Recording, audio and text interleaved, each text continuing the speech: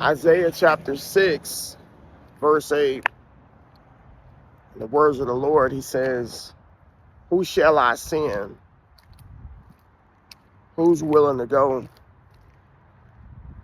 And Isaiah says, "Send me. I'll go."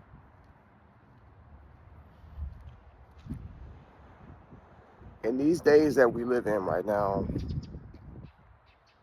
many are called, but few are chosen.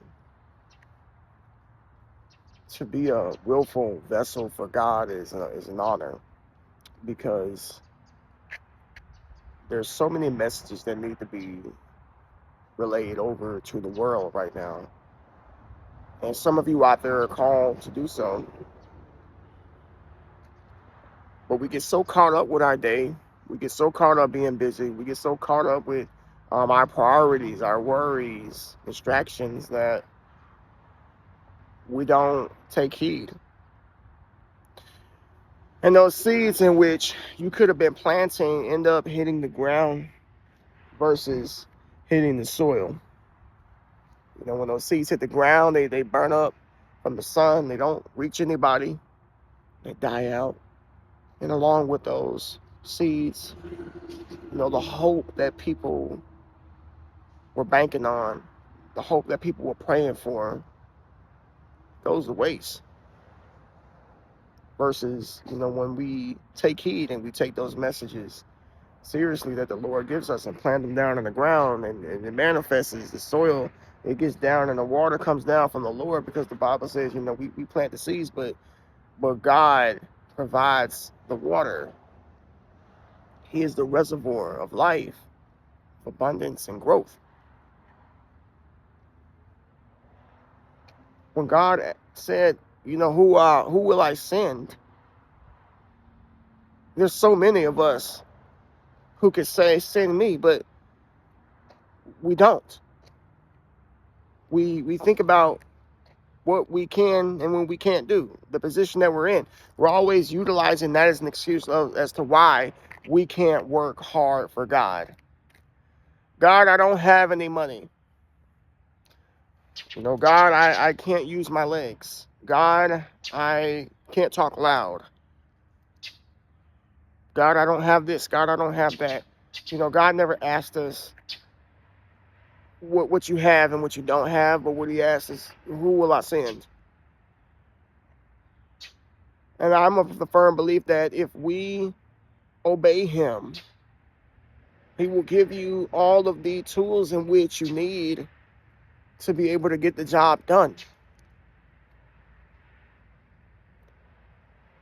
In the first book of Jeremiah, you know, it's written that God fashioned Jeremiah in the womb, and that he says, I knew you when you were in your mother's womb. And as Jeremiah was born and he grew into a child, and God told him that, you know, I want you to go out, and I want you to give this message to people. And Jeremiah's like, no one's going to listen to me. I'm a kid. You know, you want me to go out in front of all of these grown men and speak these words, and how will they ever take me seriously? But God said, don't say that. I told you to do something, and if I tell you to do something, I'm going to give you the power to be able to do it. And he put his hand on Jeremiah's mouth, and he put his words in his mouth, and Jeremiah began to prophesy. But because Jeremiah was obedient, God did the rest.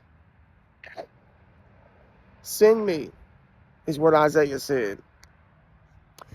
Ready and willing to be that willful vessel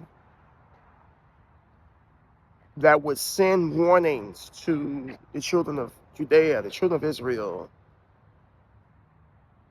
for them to take heed. The prophet Isaiah prophesying the things in which shall come to pass, even some of those things today. And somewhere out there, out here, some of you God has been knocking on the tables of your heart.